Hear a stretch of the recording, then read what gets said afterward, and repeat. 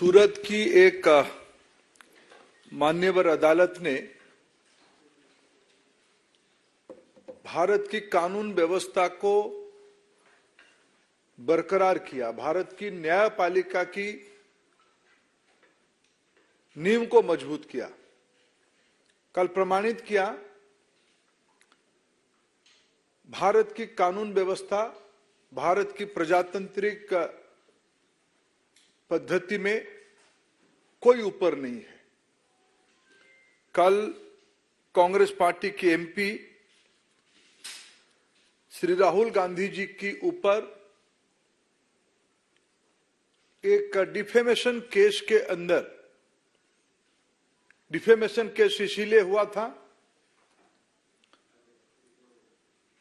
एक सार्वजनिक सभा में देश की आदरणीय प्रधानमंत्री जी को जातिवाचक शब्द लेके गाली देना, अपशब्द कहना, अशोचनीय व्यवहार करना, इसी आरोप पे जब कोई पिछड़े वर्ग की भाई की मन में इसके कारण प्रतिक्रिया हुई, उन्होंने अपने अधिकार को जाहिर करते हुए न्यायपालिका की दरवाजा खटखटाया, भारत की आईपीसी के तहत संरक्षण मांगा कि भारत आजाद हो चुका है, सामंतवादियों के हाथ में नहीं है, प्रजातंत्र है, इसमें किसी को भी गाली गुलज करने का अधिकार नहीं है, जातिवाचक शब्द लेके अपशब्द व्यवहार करने का अधिकार नहीं है। कोई भी हो, वो केस शायद 2018 से अभी तक चल ही रहा था। पक्ष विपक्ष अपने विषय रख रहे थे, ना उसमें सरकार या ना भारतीय जनता पार्टी की कोई संश्लिष्ट था, इन्वॉल्वमेंट था। न्यायपालिका ने बीते कल समाज में तनाव विभेद के आरोप में कांग्रेस पार्टी के सांसद को 2 साल की सजा सुनाई। इसमें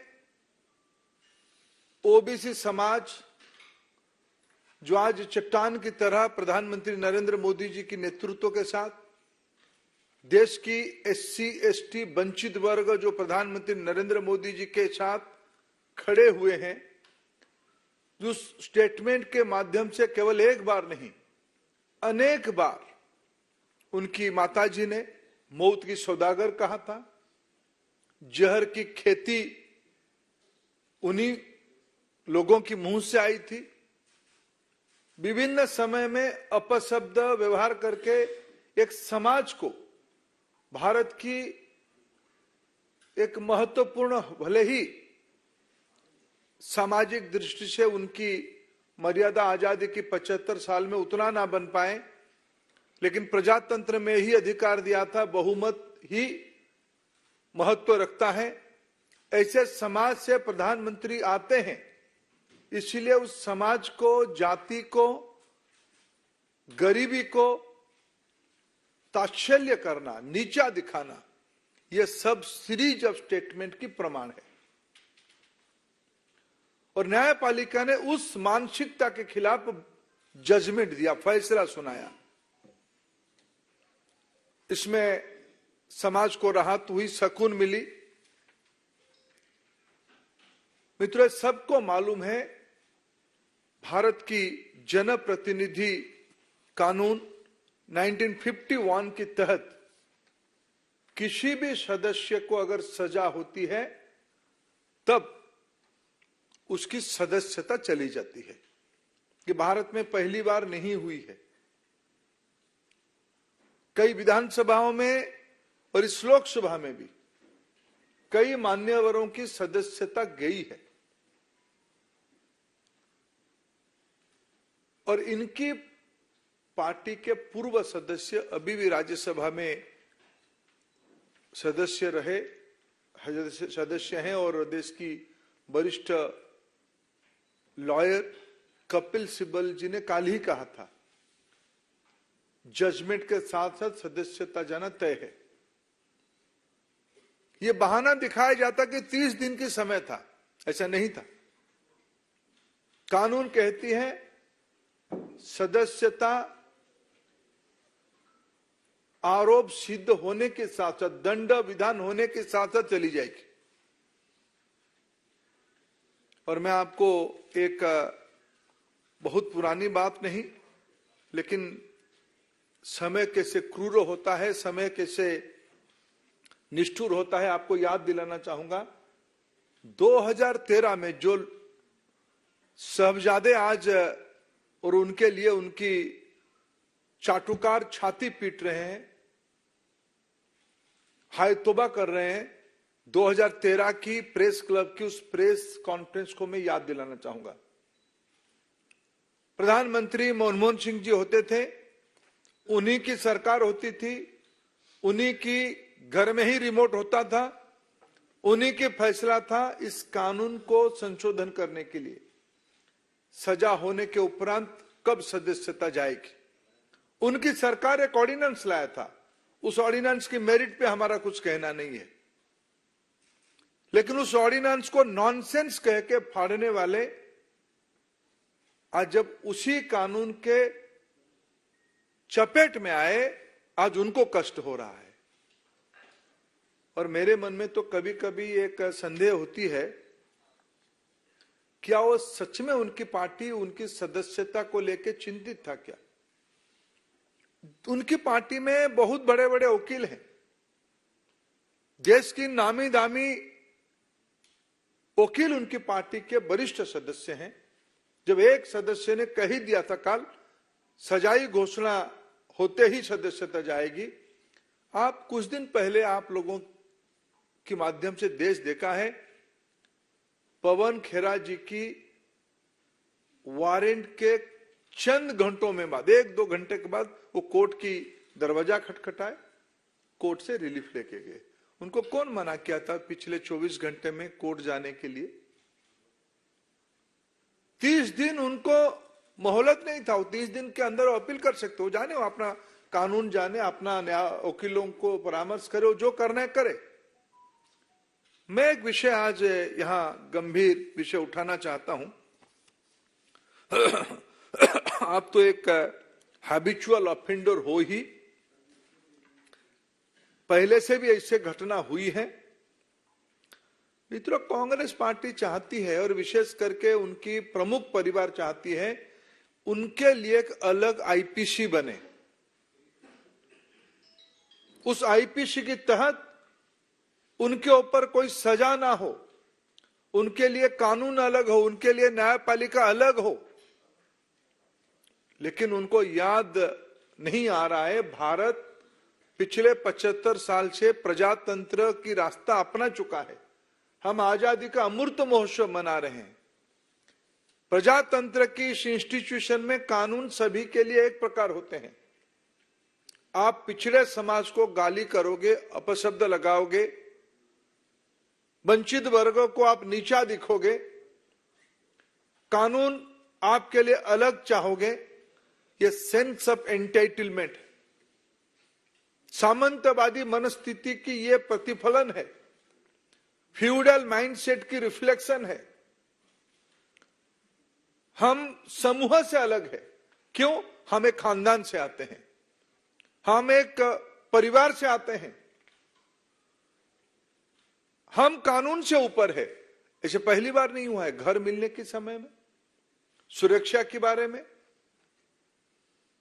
एयरपोर्ट में अलग जाने के बारे में, एक सेंस ऑफ एंटाइटलमेंट जो आज कानून को भी ऊपर मानते हैं, इसमें हमारा क्या लेना देना है? मित्रों, इसको भारतीय जनता पार्टी कठोर से कठोर शब्द में निंदा करती है। बाकी कुछ विषय मेरे मित्र आप उससे जोड़ेंगे। नमस्कार मित्रों, हालांकि आदरणीय धर्मेंद्र जी ने बहुत विस्तार में सारी बात रखी है। मैं तो इतना ही कहूंगा, भगवान के घर में देर से ही अंधेर नहीं। राहुल जी कहते थे दुर्भाग्य से सांसद हूं, unfortunately I am an MP. So उनको जो एक दुर्भाग्य लगता था आज उससे भी मुक्ति मिल गई है। उनके साथ साथ वायनाड के लोगों को भी इससे छुटकारा मिल पाया। इतने लंबे समय से जो लोकसभा के सदस्य हों, न कभी अमेठी के लिए 5 वर्षों में एक सवाल पूछ पाए 2009 से 14 तक, और इतने वर्षों में मात्र 21 डिबेट्स में भाग लेना तो अपने आप में दिखाता है कि वर्ष उतने हो गए लेकिन उतनी डिबेट्स में पार्टिसिपेट नहीं किया। एक भी आज तक प्राइवेट मेंबर बिल तो लाने की बात दूर, लेकिन अपनी ही सरकार में 2013 में ऑर्डिनेंस को भरे चौराहे पर फाड़ देने का काम और नॉनसेंस बोलने का काम यह श्रीमान राहुल गांधी जी ने किया। वो सदा अपने आप को संसद से ऊपर, सदन से ऊपर, सरकारों से ऊपर, देश से ऊपर और न्याय व्यवस्था से ऊपर समझते हैं। और इस सेंस ऑफ एंटाइटलमेंट की जो बात कही, ये अपने आप में उन पर लागू होती है। अब एक बात पहले आई कि क्या 2 साल की सजा। देखिए मित्रों, 2018 में, मैं आपको 2018 में इसलिए लेके जा रहा हूं कि एसएलपी जब सुप्रीम कोर्ट में आई तो 2018 में उनसे रिटर्न माफी मांगी गई, लिखित रूप में माफी, और कोर्ट ने कहा भविष्य में सचेत रहना, ऐसी गलती मत करना। लेकिन 2019 में ही एक बार नहीं कई बार ऐसे झूठे आरोप तो लगाए ही। अभद्र भाषा का प्रयोग, अपमान करने का काम, अपशब्द बोलना, यह उनकी आदत सी बन गई थी। सभी चोर मोदी हैं ये बोल दो, किसी को किसी की हत्या के साथ जोड़ दो, कुछ भी कह दो, आपको तो कोई देश में कोई कुछ कर ही नहीं सकता, ये उनको लगता था, क्योंकि वो सब चीजों से अपने आप को ऊपर समझते थे। तो सूरत के कोर्ट ने तो याद करवाया कि 2018 में भी तुम्हें कहा था भाई, सुधार नहीं हुआ, उसके बाद बार बार आपने गलतियां की हैं, और एक सांसद जब ये गलती कर रहा है तो कुछ ना कुछ दंड ऐसा देना चाहिए कि अब भविष्य में ना हो। जहां तक सदस्यता जाने की बात है, यह लिली थॉमस केस में बहुत स्पष्ट है जी, सुप्रीम कोर्ट की जजमेंट के बाद, कि 2 साल का दंड हुआ और दोष सिद्धि के बाद अगर उसके ऊपर रोक नहीं लगी तो आप सस्पेंड माने ही जाते हो। इसकी तो पुष्टि करने का काम ही केवल लोकसभा में होना था। And the Lok Sabha speaker has only confirmed the legal position. He is not required to take any decision or pass any speaking order. The decision falls under the provisions of Article 1021E of the Constitution of India, read with the Section 8 of the Representatives of the People Act 1951. लेकिन जो धर्मेंद्र जी ने कहा, स्पष्ट है कि 2 साल की सजा थी, संसद की सीट सांसद के रूप में छुट्टी होनी थी। लेकिन ये सुनियोजित षड्यंत्र, सोची समझी साजिश कांग्रेस में किसने रची, राहुल जी आपको समझना पड़ेगा। इसकी जड़ तक जाना ही पड़ेगा। कौन है जो छुटकारा पाना चाहते थे? कौन है जो बैटरी ऑफ लॉयर्स कांग्रेस में? तो देखिए जी, राज्यसभा के सांसद और लोकसभा के इतने हैं जो बड़े नामी ग्रामी लॉयर्स हैं जी। क्या एक भी सही राय देने वाला कांग्रेस में नहीं बचा, मिला, या जानबूझकर गलत रास्ते पे डाला गया? ये छुटकारा कौन पाना चाहता था? एक तो मैंने कहा वायनाड के लोगों को तो छुट्टी मिल गई, अमेठी वाले पहले पा चुके थे, लेकिन ये काम, ये जो लगता है कि डायनेस्टी का होने तो मैं इससे ऊपर हूं, सबसे ऊपर हूं।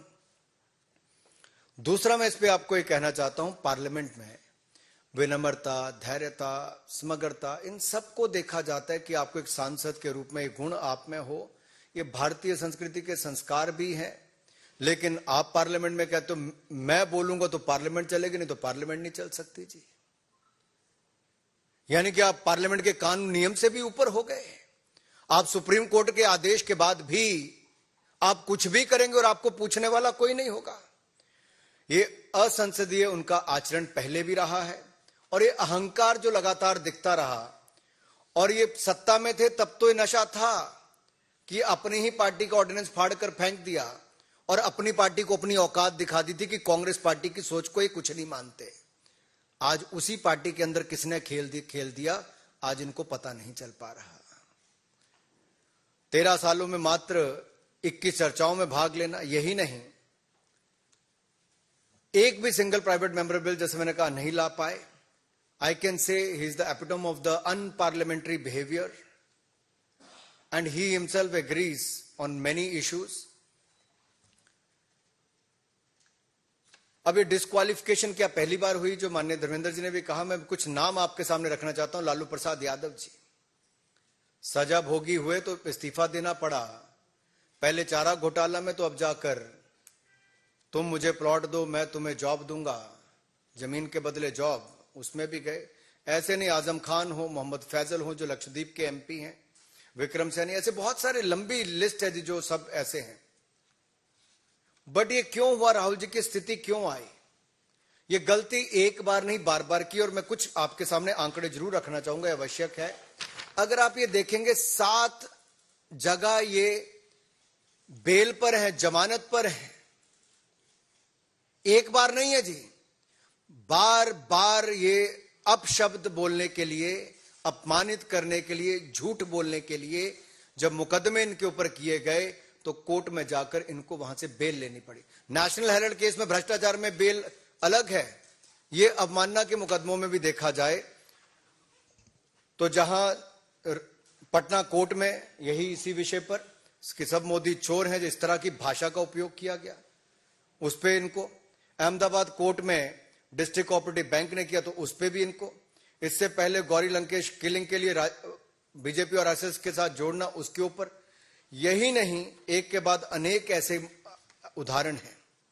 सो in the end you could say Rahul Gandhi ji is a habitual loose cannon and he thinks he can speak anything without ever facing the consequences. ऐसा लगता था कि देश के कानून और देश के कोई व्यक्ति इनके ऊपर कुछ कर ही नहीं सकता। और देश को बांटने की सोच तो कांग्रेस की पहले दिन से रही थी। जाति धर्म संप्रदाय के नाम पर बांटना अलग बात थी। अब तो धर्मेंद्र जी ये अपमानित करने पे आ गए ओबीसी समाज को, जो किया है। 3 साल थे इनसे माफी मांगने के लिए, किसी से माफी तक नहीं मांगी। मोदी जी के ऊपर एक बार नहीं बार बार अपशब्दों का उपयोग करना, अपमानित करना इनकी आदत बन गई। लेकिन एक बड़े वर्ग को, ओबीसी समाज को इस तरह से करना। दूसरा, ये वायनाड के सांसद बने तो उन्होंने अमेठी वालों के बारे में अपशब्द, नॉर्थ इंडियंस के बारे में अपशब्द बोल दिया, आप भूले नहीं होंगे। यही नहीं, जम्मू कश्मीर गए तो वहां पर जाकर भी वहां पर बांटने का काम किया कि लोकल को नौकरी मिले, और सब जब इस तरह की बातें करनी शुरू कर दी। अरे बाकी तो छोड़िए, ये असम के चुनाव में गए तो चाय की बात करके गुजरात और उसमें दरार पैदा करना शुरू कर दिया। यहां कहां रुके? ये भारत को एक यूनियन ऑफ स्टेट्स भी कहते हैं और देश के बाहर जाकर भी भारत को कह देते हैं India is like a European union. या तो इनको देश के फंडे क्लियर नहीं है, खुद ज्यादा के जानबूझ के ऐसे बयान देते कि मीडिया की सुर्खियों में बने रहे। और ये लगातार कश्मीर के बारे में जो कहना, जो 370-35 से नेहरू जी की देन थी, जो इनके कारण बेड़ा गर्क वहां पे हुआ था, लोगों की जाने गई, उससे बचाने का काम मोदी जी की सरकार ने किया।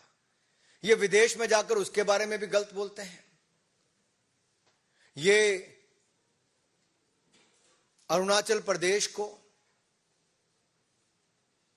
भारत का हिस्सा नहीं मानते, इसके ऊपर कोई जवाब देने के लिए तैयार नहीं। भारत की वैक्सीन के बारे में गलत टिप्पणी करते हैं, उस पर विश्वास नहीं हो। जहां मोदी जी की सरकार, मोदी जी सबका साथ सबका विकास सबका विश्वास, इस पर काम करते हैं, ये लोग समाज को बांटने का काम, और विशेष तौर पर एक वर्ग को जो लगता है कि मोदी जी अगर उससे आते भी हैं उसको बार बार अपमानित करने का काम करते हैं।